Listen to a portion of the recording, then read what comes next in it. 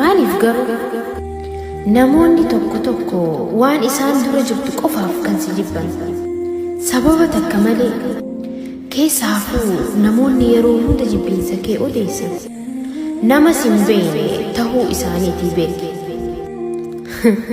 Waan ajaa'ibaa sin malee ifi isaaniitiif sababa takka malee si jibbaa namoota sin beekne illee akka isaan si jibbaniif jibbiinsa kee itti odeessan.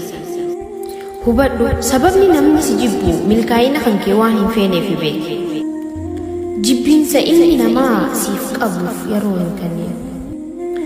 Maaliif yoo naan jette jireenya kan kee keessatti ati qofti mataa kan kee jaalannaan gahaadha waan ta'eef. Abjuu kee qofa irratti hojjedhu gaafa bakka yaadde geesse immoo namoonni dilli si jibban sun hundi sababni isaanii nama akka kan keetii jabaa ta'uu dhabuu isaaniitii beeke.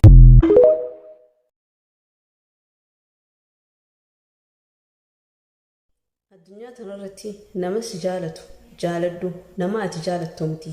Maaliif yoo jettee namni ati jaalattu san yoo nama jaalatu arkate si dhiisee deema waan ta'eef yoo nama si jaalatu arkate jabeeffadhu tunni himaa rabbiiti.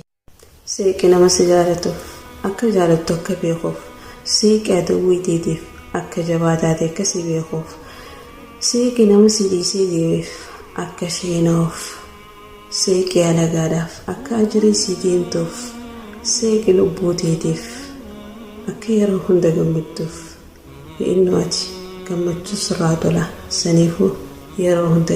Bara namni kooppiin guutetti nama orjinaala ta'uuf yaalii godhi. Waan namni godhe hin godhin sababni isaa namni du'eef ati ni duuta. Fakkaatanii jiraachuurra fagaatanii jiraachuu wayyaa jette Oromoon. Obsimee garaa koo yoo qalbii qabaatan bakka yaadan ga'u meela kaayyuuf deemu tasa gufuun hin dhawu.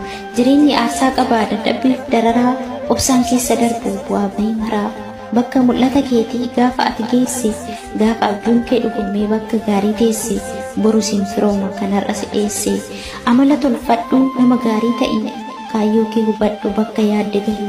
Hundatti hin himin iccitii garaa kee of keessa dhokfadhu adeemsa karaa kee. Kan namni siin jedhu takka hin qabu gatii jecha namaa dhiisi of dhaga'i ati. Kan har'a si faarsu boru cilee si dibaa wanta ati hin qabneen sirra tuulee kijiba. Nan ganu kan jettu yoo si ganu argita har'umuuf to'adhu booda ni gaabbita. Jireenyi lafarraa cimtuudha gadi fagoo obsaan keessa darbii lafa dukkanaaf rakkoo.